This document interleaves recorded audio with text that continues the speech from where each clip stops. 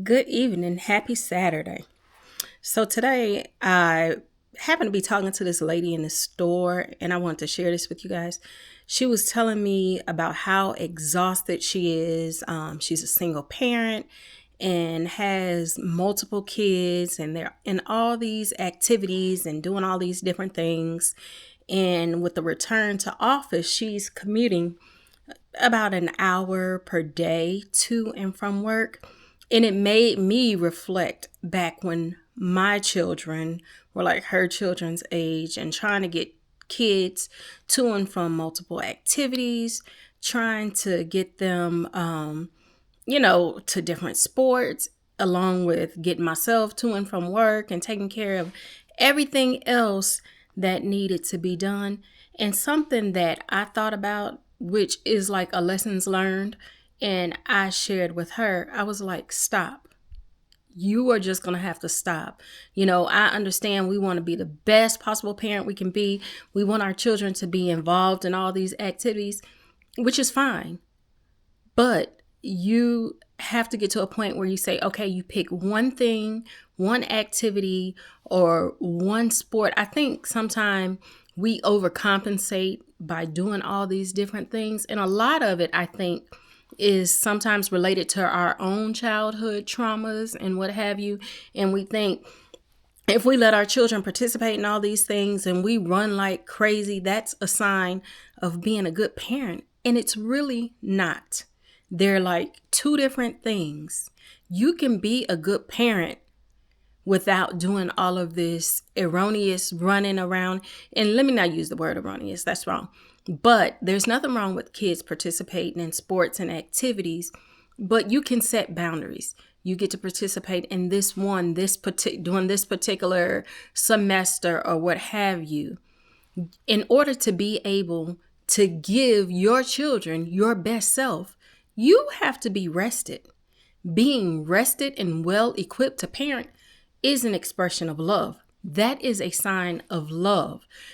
Running yourself crazy and burning the candle from both ends of the stick and running on exhaustion is not allowing you to give your kids your best. I'm sorry, pardon me for looking down, because I had made some notes when I got home and I really thought about it. In order for us to be able to perform at our optimal performance as a parent, we have to rest. It is okay if our children cannot participate in everything all the time. It is okay. So, I don't want to get into a long, drawn out thing about it. But what I do want to say is get you some rest. It's okay to tell these kids no sometimes. They're going to be okay. They will be just fine. But you have to rest. Again, as parents, a lot of times we overcompensate for our own, childhood traumas and different things in life, but we can't do that. I know I am so guilty of it, and I am speaking from after the fact. But like I say, when I sit back and I reflect on it, there is times where I feel like, and I know that I sold my children short because I was not operating from the best standpoint that I could, because I was exhausted. I was tired. And I thought that doing all this ridiculous amount of running, getting this one here, getting this one there, and letting them participate in all these things, I thought that made me a good mom. And I want to tell you that it does not make you a good mom, good dad, good guardian, good parent. It doesn't. It does not allow you to perform your best as a parent.